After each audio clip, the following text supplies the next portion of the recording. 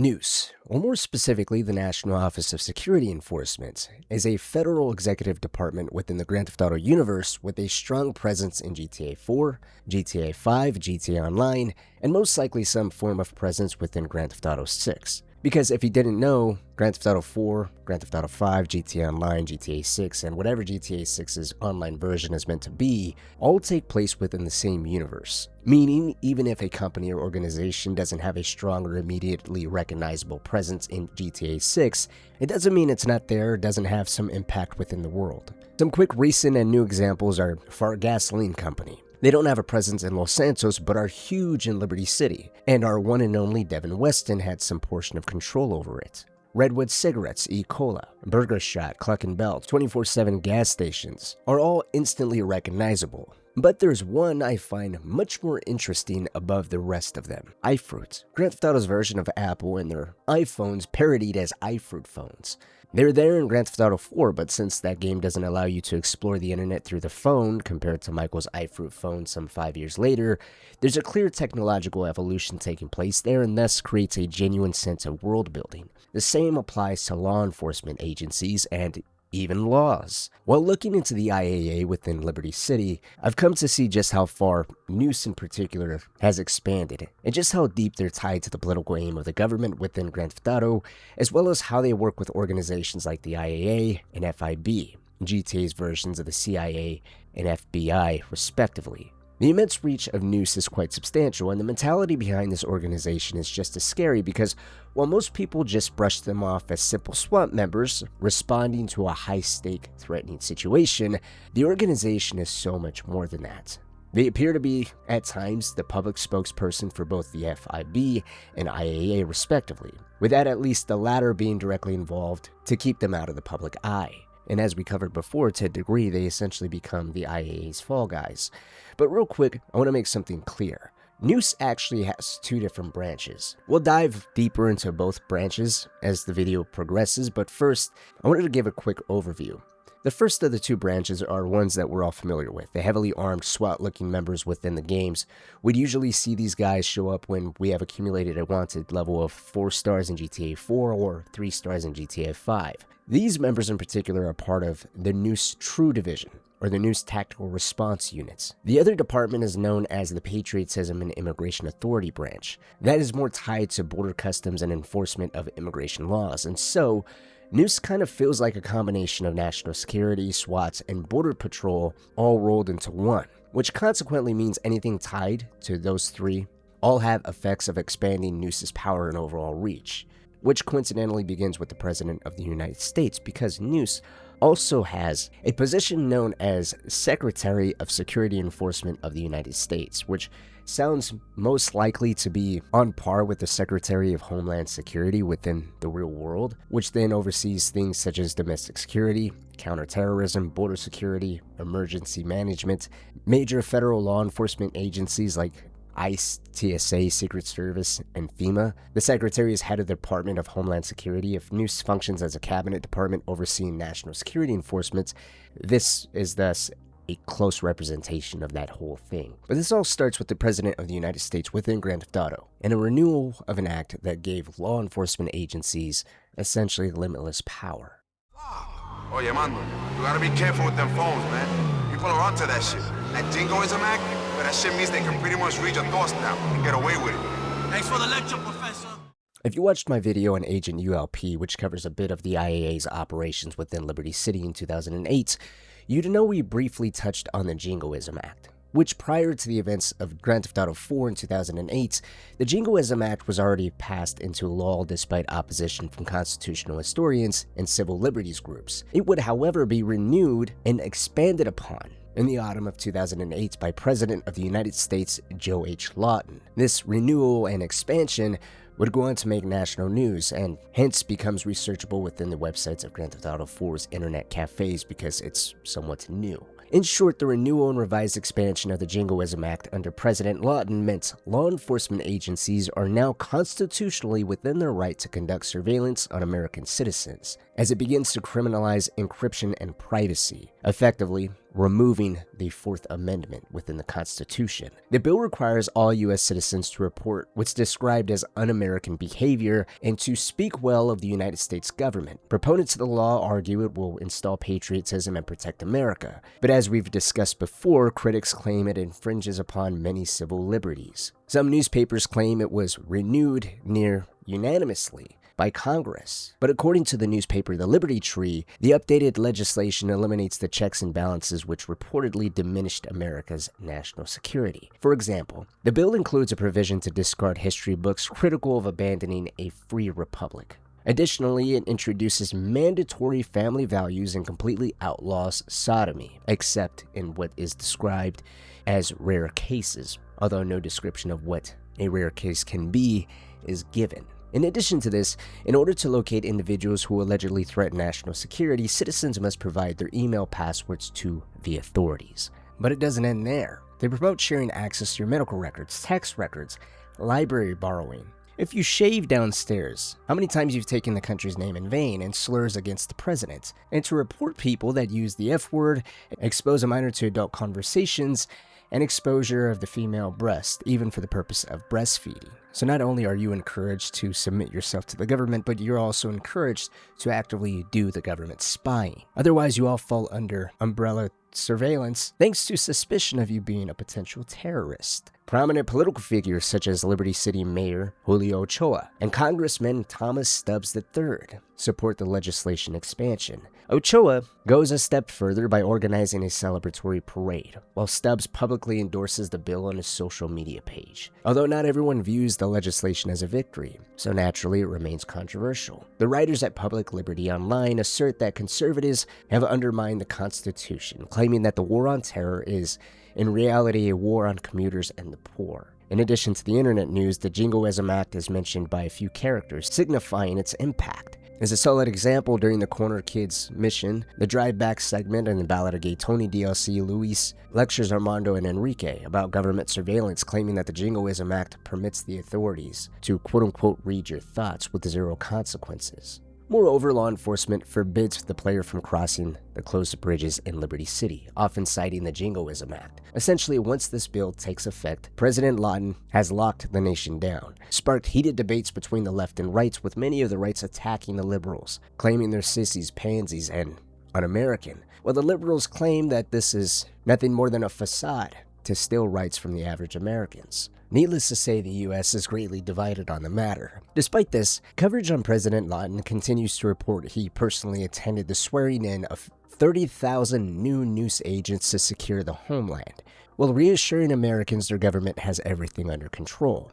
Apparently, he issues a maniacal laugh that startles the pigeons on nearby rooftops. Later, when Luis is defending Ray Bolgren in the Ballad of Gay Tony DLC from what Bolgren claimed is a corrupt rogue branch of NOOSE following him and protecting Markiashvili, NOOSE officers can be heard taunting Luis, claiming the president said we can do whatever the fuck we want, assholes. That comment, I believe, gives us a great insight into the mentality and training handed to NOOSE agents, believing they are not above the law, but instead they are the law, and allowed to do whatever they so please without any fear of any kind of repercussions. With 30,000 fairly newly instated NOOSE officers, with seemingly limitless power and no legal protection of normal U.S. citizens from privacy invasions or any legal protection whatsoever, it does start to explain a bit more of the Liberty City Nico's coming to in 2008, which you would think would be a bit harsher on immigrants getting into the city, or even crime being cracked down harder, but none of it, at least not initially, does. Once we start tying the news to the actual in-game events, such as the bridges being closed off in the early stages of the game, that's attributed to terrorism. At least that's what Roman tells Nico upon his arrival, but I want to point out that there's no real acts of terrorism within the city to justify the closure of any of the bridges or tunnels. The closest thing I was able to find was an article written about a so-called dirty bomb threat. The article describes anti-terrorist police fighting angry citizens over shutting down bridges and tunnels in a so-called effort to protect freedom and democracy after an internet rumor blog warned of an impending dirty bomb meant to attack within Liberty City. Many activists, still upset over the recent repeal of the Fourth Amendment, would go on to claim that this was nothing more than an overreaction and permission for police to do whatever the hell they wanted. In the typical GTA version of satire, the article closes off with it basically making fun of the citizens for not being so appreciative during a time of war. And it's better to take such precautions, overreact over such rumors, and bomb innocents overseas and protect the homeland. That's what America's about, and if you don't like it, leave. Please just go. Admittedly, since the news articles don't have dates, we don't always know what really comes first or when, so we kind of just have to go based off of in-game events and descriptions of certain things reported on to get a feel for at what point within the story a report is being made and how that affects the NOOSE's agenda, because as you'll see, it actually does. This Dirty Bomb article discusses tunnels and bridges, with only one tunnel, I believe, within Liberty City, and that being the one that connects Algonquin to Alderney. Later articles have a sense of doubt as to why the bridges were open, whereas articles shared while bridges are still closed seem to cast doubt and report them from a place of mockery at its effectiveness. So, because of that, I think this is one of the earliest reports on the war on terrorism and people's frustration of these bridges being shut down intermittently throughout the years, with no proper justification beyond why. And if I had to speculate, I think it was so NOOSE can move in so heavily as they do within Liberty City. NOOSE, as we said, is a federal agency, recently got massive restrictions lifted and a wave of thousands to flood their ranks. Yet despite all of this manpower and funding based off of their gear, fully automatic rifles, body armor, fully armored reinforced SWAT vehicles, and in the case of patriotism and immigration authority branch, fully equipped Annihilator attack helicopters armed with twin high-caliber miniguns, they still somehow don't have any dedicated buildings within such a massive city as Liberty City. They do have two facilities out in Los Santos that can be found in Grand Theft Auto 5, one of them tied directly to the Los Santos International Airport, while the other is referred to as their headquarters. Now, since we don't know of any other dedicated NOOSE buildings, we can say it's at the very least a headquarters on the West Coast that houses something very important. Two massive record database centers. Now, we're moving a little fast here, so in order to not get too far ahead of ourselves, we'll just leave it for the time being of surveillance of US citizens, most likely continuing from 2008 to 2013, and these buildings being built either specifically to house the massive amounts of information collected on the US population, or similarly to what we know of the Inhumane Labs research facility. It was a government facility that was then repurposed and fell under NOOSE in order to house the many servers of information gathered. According to the articles within Liberty City on the matter, the LCPD originally sounded to handle all of the bridge crossings, doing so in such an aggressive manner that it called into question police brutality, and it was within the midst of public scrutiny on the police that the bridge crossings slowly fell under NOOSE. The combination of the aforementioned factors granted an aggressive deployment of NOOSE officers within the city and moving them into local police precincts. From there, they continued to monitor U.S. citizens, utilize the helicopters to patrol the waters, and slowly crack down on the ports and harbors within the city and start aiding the police in crimes far too great for regular police units to respond to, such as the bank heist on the Bank of Liberty, launched by Nico, Packy, Derek, and their friend St. Michael. Another element within Liberty City that fell under NOOSE is the city's supposed war on crime, primarily organized crime. Technically speaking, it's the responsibility of NOOSE to take care of the mafia and make the city safer. However, they do nothing but weaponize the war on terror and begin to spin narratives that best suit them and other government agencies. It seems I'm being investigated by the National Office of Security Enforcement. There is a particular unit that has a hard-on for me. And why? Because there's one news outlet online who have went on to document NOOSE's failure to cracking down on organized crime, specifically war between the mafia families. If you read all the articles consistently after all the events of the game have come to an end, the simple explanation is NOOSE never actually targeted organized crime, even if they were at least from the public's perspective supposed to. Instead, what they did was muddy the waters intentionally, making it harder to identify what was really going on. And they did so at first for their own gains, purely, and then to intentionally protect Nico, who went on to further justify their own actions. Now, Nico, as we know, would eventually become hired by the IAA to deal with people who are identified as being threats of national security. Whether that meant they were collecting information against the wrongdoings of the US government with intentions of publishing a manifesto on their findings to inform the US citizens on the lies they're being fed, to allegedly funding terroristic activity, or in the case of Edward Borodin, just being rich, influential, and unfortunately coming from a background targeted by the IAA, that being Russian and Eastern European. Now, I do apologize to continuously referencing the news articles, but they are what's basically feeding the background war that's there that helps explain much of what's going on here, which you can see the beginnings of, starting with Nico's attack on the Ancelottis at the behest of Gerald McCreary. Gerald was loosely allied with the Pegorino crime syndicate, and they bonded together because Pegorino needed a way to counterbalance the Ancelottis, who used the Albanian mob to strengthen their grip within the city. In the mission Actions Speak Louder Than Words, Gerald sends Nico to plant a bomb under an Ancelotti capo's car. This was right after he had just met with the Albanians to make it look like it was a move on the Albanians attacking their allies, thus completely ripping apart the alliance between the Albanians and the Ancelottis. Nico not only planted the bomb, but he followed the capo and waited for his car to reach an Ancelotti-ran fuel depot, where he then detonated the bomb and wiped out all Ancelotti members in order to avoid any witnesses. This is important because NOOSE, despite evidence showing it was all mob-related, denounced it as being tied to any organized crime and instead claimed it was the act of terrorists, even making sure to mention a foreigner with an Eastern accent was the perpetrator. Later, when the failure of a sit-down between Jimmy Pegorino and the Pavano crime family in an abandoned section and actor erupted into gunfire, NOOSE claimed it was the actions of terrorists. They made a clear note a man with a thick foreign accent placed a man in the back of his car and drove away, which Nico placed Jimmy in the back of his car. And thus he's being used as an agent of unknowingly, finally, helping NOOSE and the government identify a boogeyman in this war on terror that prior to Nico's arrival felt like it wasn't really happening, at least not as far as the public was seen. Within this article, the Pavano members are also hailed as patriots for supposedly thwarting these make-believe terrorists, with the official narrative NOOSE gave being the terrorists, in this case the Pegorinos and Nico, were scouting an old oil refinery filled with sensitive equipment and volatile chemicals, with the terrorists supposedly scouting for a target when they just by pure chance ran into the Pavano mobsters, who opened fire and scared them away. The next attack, initiated by Nico at the behest of Jimmy Pegorino, was at the autoerotic car dealership, with again NOOSE claiming it was an attack by the terrorists. Once more, they made a note of the accent of the man who unleashed the attack, doubled down reminding everyone that these Pavano mobsters that were killed by this terrorist were thus patriots gunned down in a line of duty. So consequently, it's unpatriotic of those to look into the backgrounds of these mob members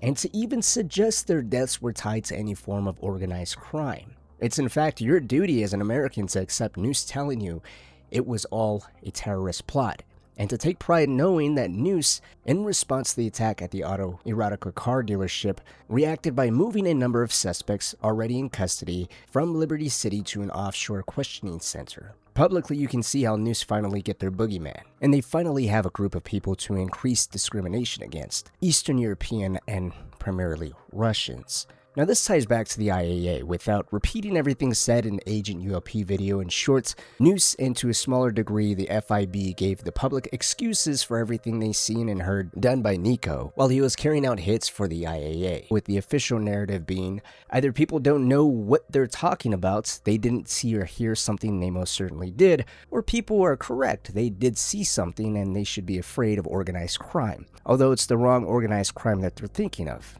It has nothing to do with the mobs, but instead the Russian mafia. The IAA, NOOSE, and Gambetti crime family, the most powerful Italian mafia family within Liberty City, all worked together to fight as much as they could against the increasing influence of Dmitri and the Russians under his leadership.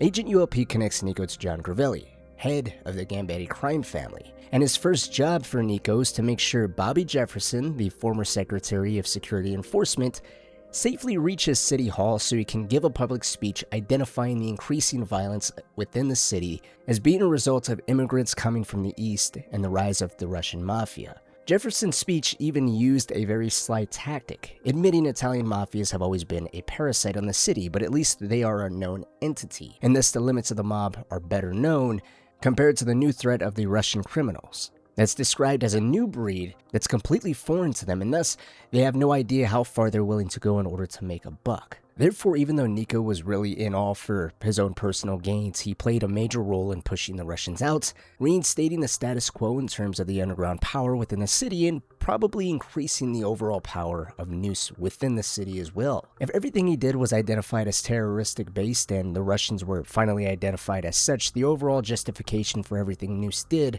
on everyday citizens would have grown substantially. They even reported catching counterfeit bills they claimed were done by foreign governments, which again was Gravelli who sent Nico to take care of it. So NOOSE does acknowledge the operation, but sowed doubts on where it came from despite the IAA and Gravelli knowing well enough. NOOSE acknowledged the captain, among other members of the ship Platypus, the same ship Nico arrived to the United States on, were showing up dead within the harbors of Liberty City. The reason for its reporting wasn't to stir the residents within the city into action or properly protecting them. In some cases, despite one member of the crew turning up in a straitjacket and diaper covered in whip lashings, the police claimed there was no suspicion of any foul play whatsoever. Instead, it was NOOSE acknowledging the breach within security due to a ship of immigrants somehow docking and entering the country without any proper visas. They even encourage people to report anyone who looks even remotely foreign because they aren't from here, and hence are most likely to be criminals, terrorists, or sexual deviants. Now, despite NOOSE appearing to be completely useless and negligent outside of instilling fear and a strong sense of discrimination within the American population,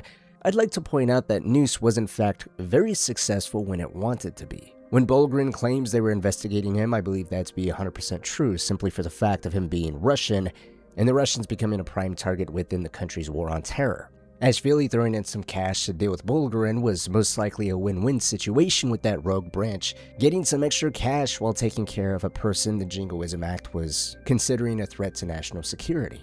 However, it was none other than the downfall of Elizabeta Torres that gives us the greatest example of every single government agency, including NOOSE, working together to bring down an international and somewhat well-connected drug empire, which has the beneficial effect of showing us just how big of a threat within the eyes of multiple agencies that Elizabeta was in order for all of them to get involved the way that they did.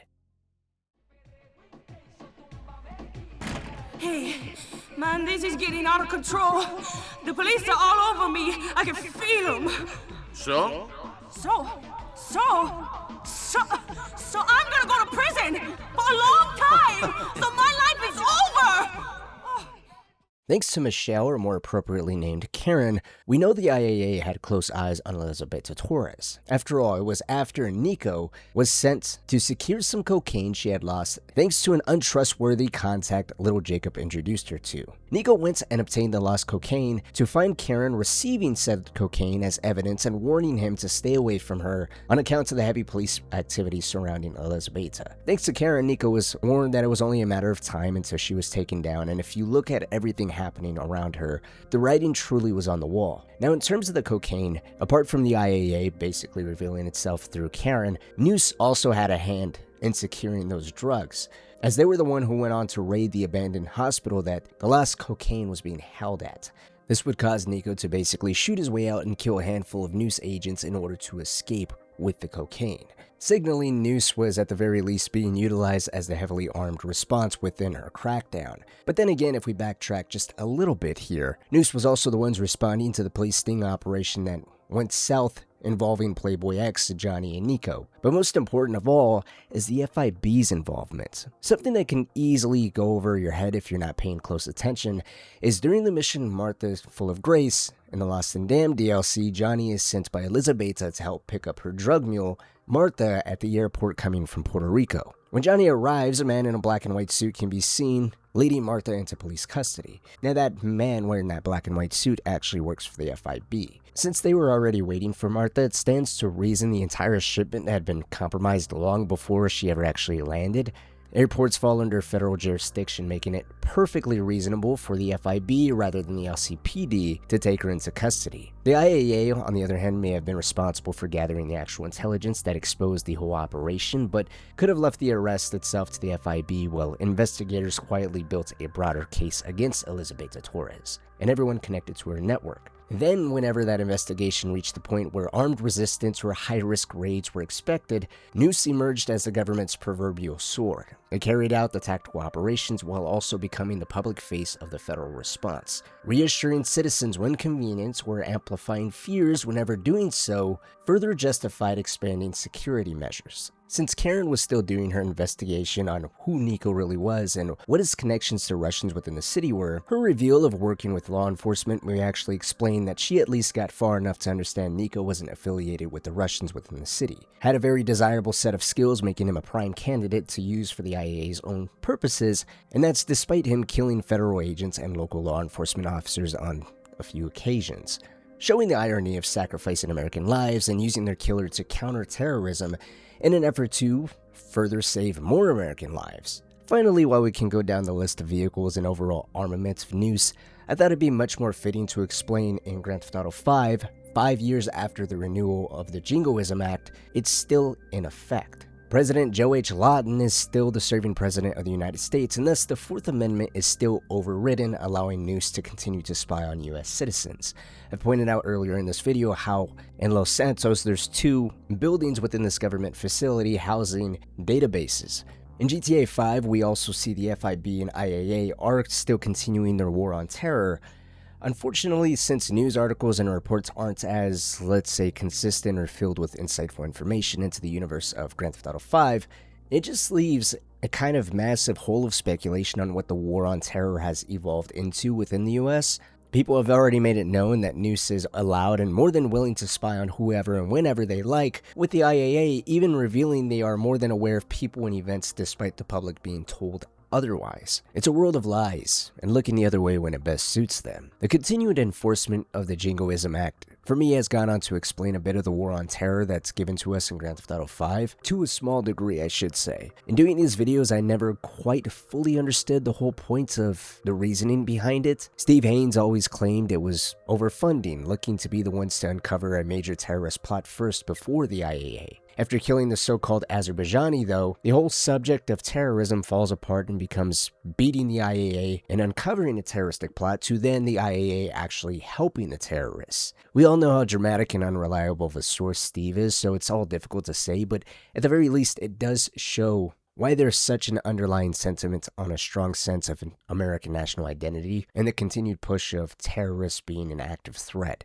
The president is the same, and the United States is fundamentally no different than the one in 2008. NOOSE still is within their right to continue to spy on American citizens and dominate the official narrative given to the U.S. public when it's time to provide some kind of answers, whether that be on terrorist activity, organized crime, or immigrants invading the nation. I wanted to take this opportunity to thank you for watching into the end of the video. Special shout out to all of the patrons who support help make these deep dives and multi-hour long videos possible. If you wish to support the channel directly and watch these videos completely ad-free, then consider joining the Patreon linked down below. If you're new, of course, consider subscribing and share who and what you would love to see covered next, both in and outside the Grand Theft Auto universe.